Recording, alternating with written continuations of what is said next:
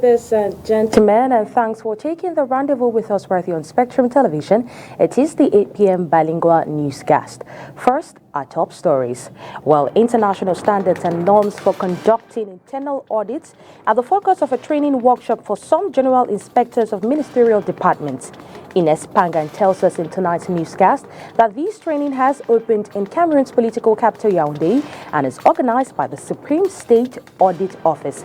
In sports, Emmanuel Mahop and Marie-Giselle Gamanga were the stars of the 2023 Ballon d'Or ceremony, winning the Golden Boot and Best Player Award in their respective categories. Good evening once again. If you're just joining us, it is the 8 p.m. Bilingual newscast right here on Spectrum Television. Well, Leila Renganze opens this news in the French language. Good evening to you, Leila. Bonsoir à vous, la donnette en DSA. Et comment faire les titres sans vous féliciter? Je rappelle que vous venez de remporter le prix de la meilleure présentatrice télé du journal en anglais au Cameroun. Félicitations, la donnette en dessin. Thank you so much, Leila Renganze. Mesdames, bonsoir, monsieur, bonsoir. Et merci d'être avec nous. 20h sur les antennes de Spectrum Télévision, c'est le journal. Les normes et standards internationaux en matière de réalisation des audits internes au cœur d'un atelier de formation ouvert à l'intention des inspecteurs généraux des différents départements ministériels du gouvernement du Cameroun. Le dit atelier est organisé par le contrôle supérieur de l'État, en abrégé le CONSUPÉ, le compte rendu d'Inès Pangan.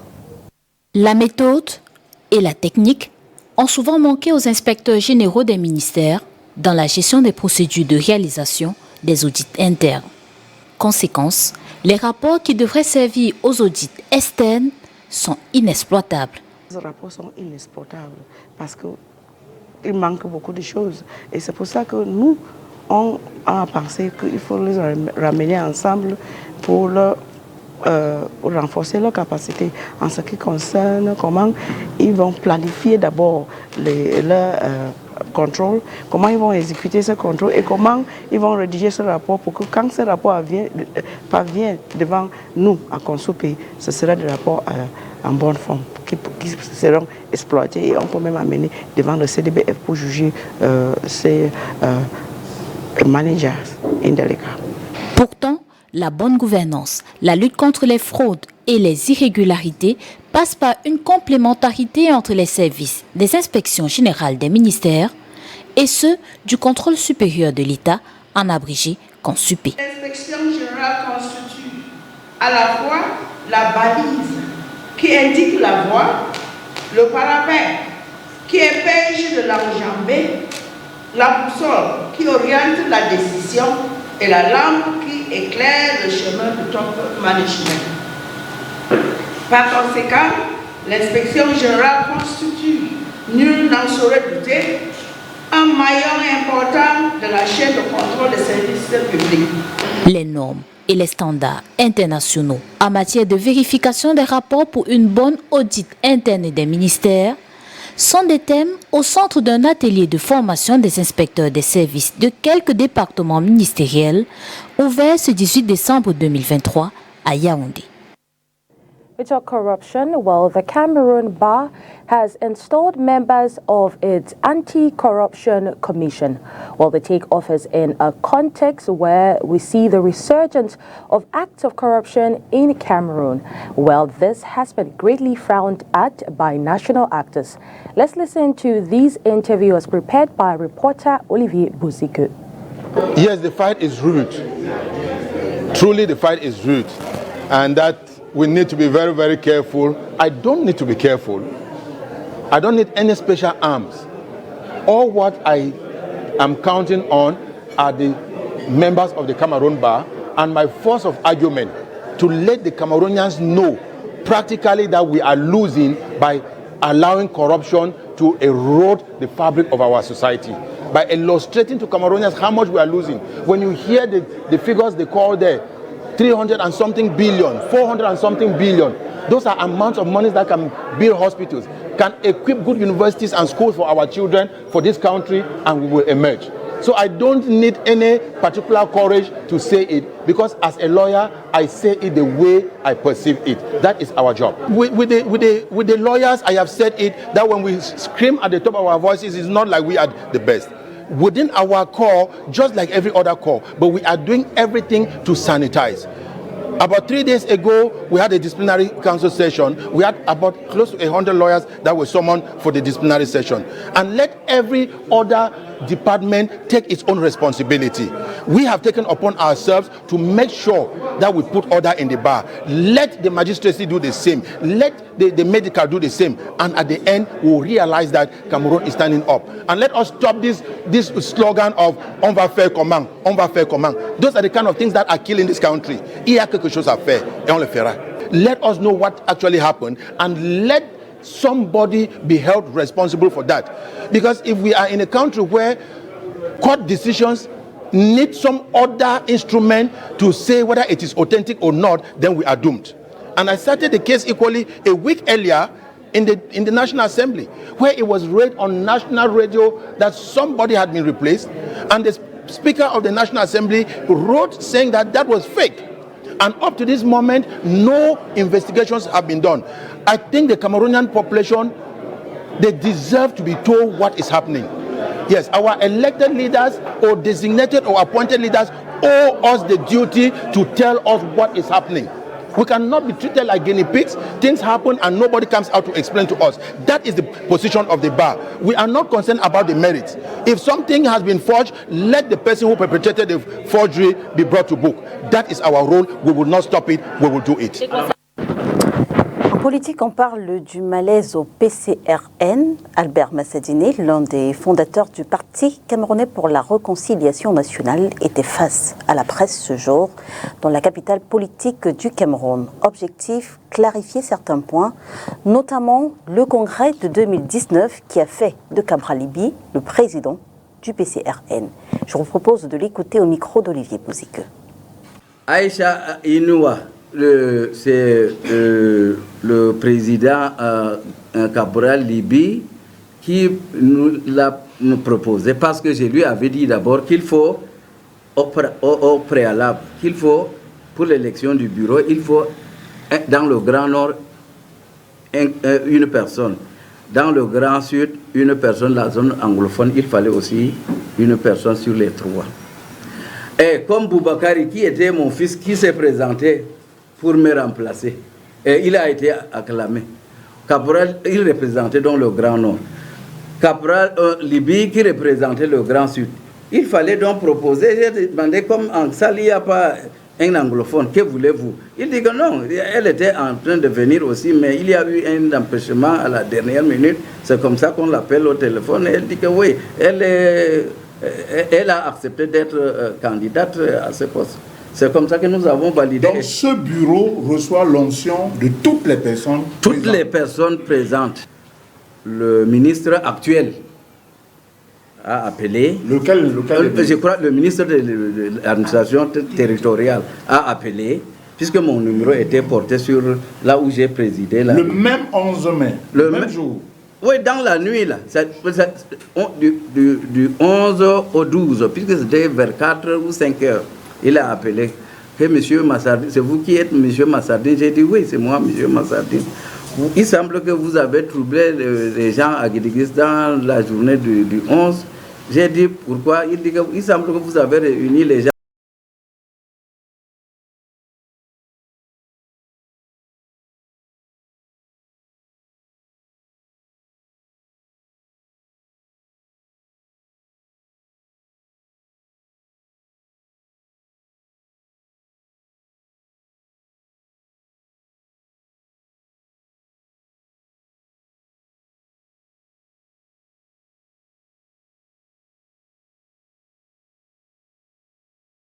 Je ne vois pas là où il y a des erreurs, puisque le parti est légalisé et ce sont les membres statutaires qui ont applaudi et qui ont élu le jeune caporal avec son staff. Et nous, on se repose. Donc, je suis au repos jusqu'aujourd'hui. Moi, je suis au repos. De la pénurie de carburant plane encore sur certaines stations-service de la ville de Yaoundé et dans l'esprit de quelques automobilistes. Et ce lundi, Inès Pangan et Thierry Hond ont fait le tour de quelques stations. Ils font le point dans ce reportage. semble revenir à la normale, mais chacun sa stratégie pour ne plus souffrir de manque de carburant. Le spectre de la pénurie plane encore sur certaines stations-service de la ville de Yaoundé. Plus ou moins, parce que le secret c'est de partir dans la nuit en fait. On va dans la nuit, on carbure et puis en journée ça passe. Donc on prend le carburant même pour 2-3 jours, puisqu'on ne bouge pas beaucoup. Bon oui, il y a encore, mais toujours, puisque la pénurie n'a pas encore baissé. Donc il y a toujours ce problème. Donc ce n'est pas encore l'abondance comme le dit à la radio, mais le carburant revient petit à petit parce qu'il y a encore d'autres stations en retour. On essaie de jongler, là que tu peux t'aligner pour que tu, par exemple, moi je tourne avec le plein, donc je fais tous les efforts de négocier pour mettre mon plein. Les uns et les autres ont pu reprendre leurs activités et espèrent ne plus revivre l'expérience de la semaine dernière, celle de faire le tour de plusieurs stations-service, de faire le rang durant des heures pour avoir quelques litres de carburant. L'ordre est déjà revenu parce qu'on ne voit plus les embouteillages dans les stations de service. Je pourrais dire que oui, parce qu'il y a déjà dans les stations, on parvient quand même à se servir maintenant. Donc il n'y a plus assez de pénurie de carburant. Donc l'ordre est déjà revenu dans le carburant pour le moment. Depuis quand même 2 jours, nous allons faire notre occupation normalement. Il y a moins de bouchons dans les stations-service et je vais dire quoi, l'ordre est revenu par rapport à avant. Bon, il y a quand même quelques jours, c'était pas facile. Et pour éviter que cette situation de pénurie ne survienne plus au Cameroun, le chef de l'État a instruit le ministre de l'Eau et de l'Énergie de procéder à la libéralisation des importations des produits pétroliers. Well, we celebrate love in tonight's newscast. Saturday, December 16, 2023, in the Douala 2 Municipality Civil Status Registry was filled with love, with the colors of love emotions, as 59 couples tied the knot in holy matrimony. Well, our reporter Josephine Binti and Julia Paul, who took part in this memorable day for these couples, tell us is what it was in the presence of happy friends and families. Let's listen to this report for more. Love was in the air as over 60 couples in the presence of family and friends were joined in a collective marriage matrimony in the Douala 2 municipality, New Bel Awusa, for the effective protection of the family.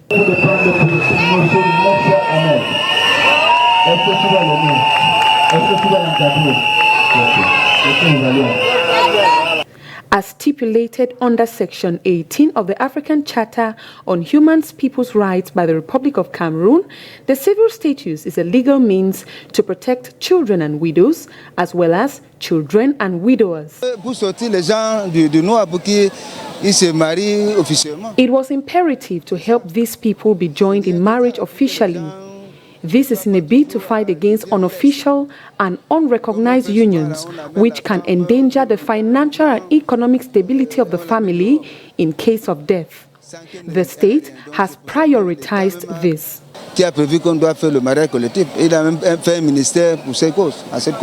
The registrar goes further to explain the procedures and conditions to participate in the collective marriage. There is no financial condition stipulated. Only documents were required. A photocopy of the ID cards and birth certificates.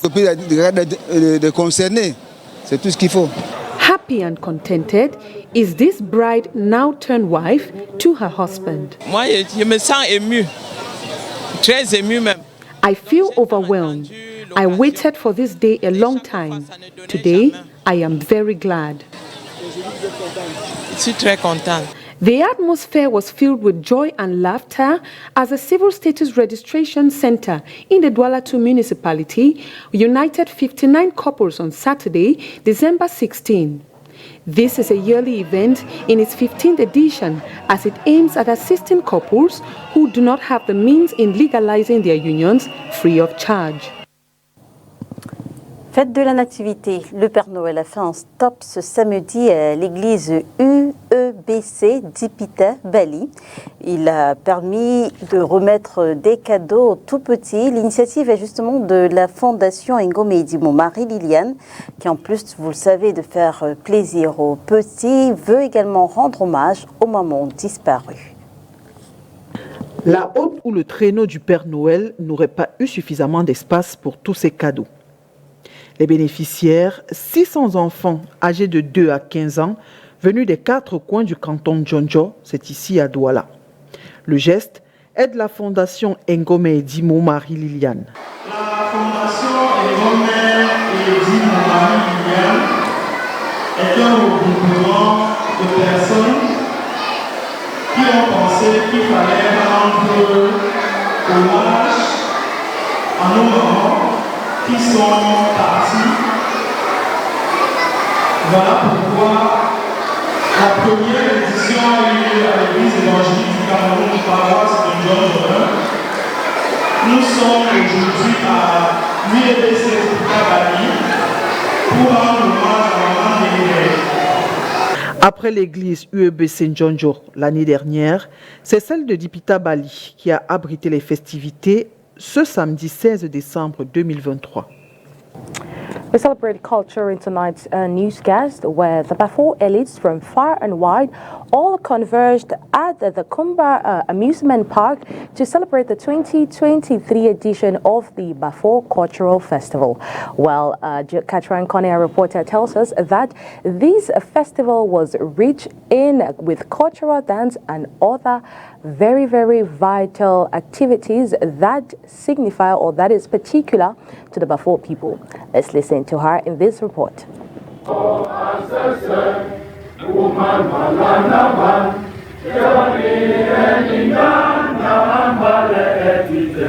The 3 days cultural festival of the Bafo, Mbumba 2023, has just ended in Kumba, Chief Town of Meme Division, Southwest Region. On behalf of the organizing committee of the Kumba Mbumba for 2023, I feel very privileged to welcome you to Kumba today, the seat of Meme Division, on the occasion marking the Kumba Mbumba for 2023.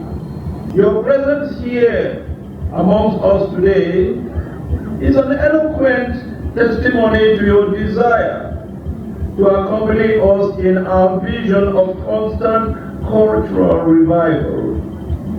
We believe that by reliving the culture of our ancestors, the younger generation of the Bafo will acquire useful knowledge of our traditional and cultural practices. Addressing his people, the paramount ruler of the Bafo applauds the huge turnout of the locals from the national and international fairs. Protocol duly respected the nobles, those my people, the Bafo community here present, ladies and gentlemen, and all who have gathered here today to celebrate the Kumba Bafo. I welcome you all with open hands. It is with great gratitude and respect to the Almighty God that I stand before you today to acknowledge how far He has brought us. The giver of life has preserved our community and our heritage. God is blessing our collective efforts towards reviving our cultural heritage and unifying our community. As the paramount chief of the Bafo, I am privileged to witness and be part of the revival of our heritage. During his speech at the amusement park ceremonial ground, the Prime Minister's representative and special advisor, Chief Dr. Blessed Okoli, lauds the effort made by the Bafo to keep their culture alive. Those still in the bushes, drop their hands and get reinstated in the society. I don't have a long speech. What I can say is that we want peace to return in Kumba. Kumba shall rise again. Kumba should rise again. Kumba must rise again. The Bumbafo 2023 was initiated by its forefathers for unity and peace amongst the sons and daughters of the prestigious tribe. Distinguished guests, ladies and gentlemen, our forefathers initiated this forum of coming together of its people as a platform from which they could appeal to the Almighty God for blessings and success to all the sons and daughters of the tribe. Ask Him, that's the mighty God, to bless the soil for a rich agricultural harvest. However, dancing in one style, singing in one voice, and a colorful cultural festival attended by the Bafo and non-Bafo people surrounded their awe, their obedience with, and their sustainable rural development to Jesus Christ. Visitors were also thrilled to typical Bafo tradition through sketches, display of traditional, modern and theatrical pieces, beauty parades, amongst others. It should be noted that the Bumbafo 2023 was celebrated under the theme Unity, Collaborative, Coexistence and Revival of the Culture.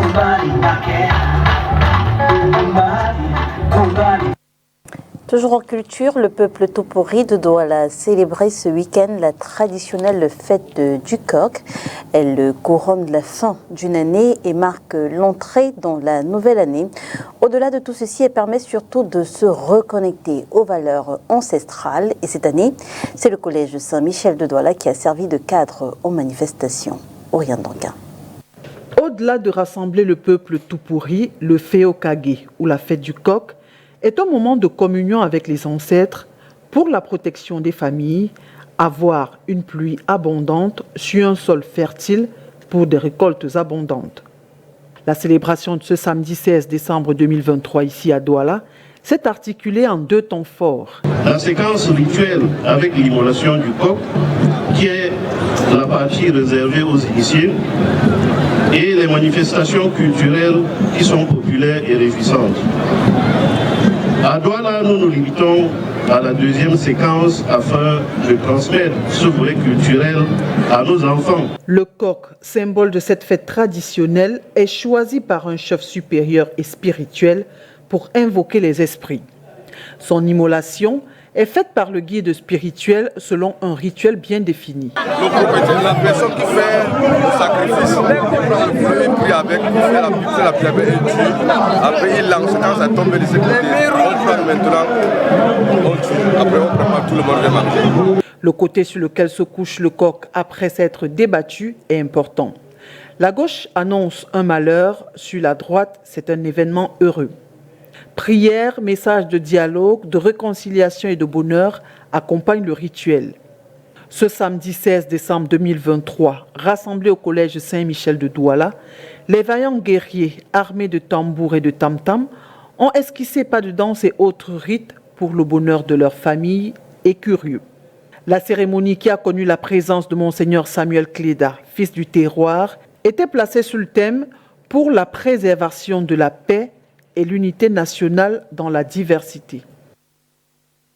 It's a newscast with 14 and 19 goals each, while Emmanuel Dikonge Mahop and Marie-Giselle Manga are the top players for the 2022-2023 football season. They have been crowned at the Ballon d'Or that took place on Saturday, December 16 in Cameroon's political capital, Yaoundé.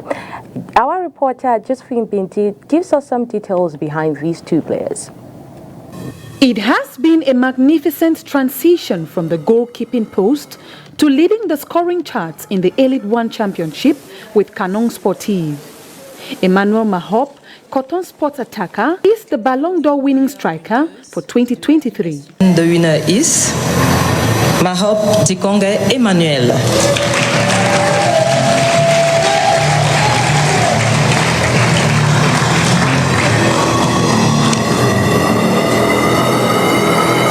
He came into the scene in 2018 at Fuvu Club of Baham as one of the finest goalkeepers in the Elite One Championship.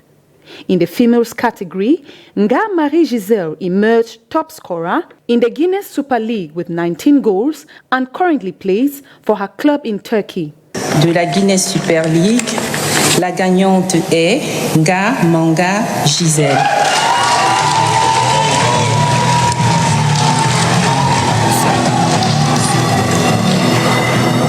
The Cotonite in its early days earned a move to the Equatorial Guinean Division 2 club. In a bid to gain promotion in the first division, the club was in need of a goal poacher as he stepped into the scene and bagged 33 goals in just 15 games, propelling the club to the first division and finishing top scorer of the second division. Both prolific sports icons for the 2023 year were awarded at the Ballon d'Or ceremony over the weekend, with the First Lady in attendance and other notable sports icons. It's with that report that we draw the curtains on tonight's edition of the 8 p.m. Bilingual newscast. Do have a wonderful time in the company of our programs. Good night to you, Lila Rengalsen. Bonsoir à vous, Oni Ladonnette. Une fois encore, félicitations pour votre prix. Mesdames et messieurs, merci de nous avoir suivis. On se retrouve dès demain 20h sur les antennes de Spectrum Télévision. Bonsoir.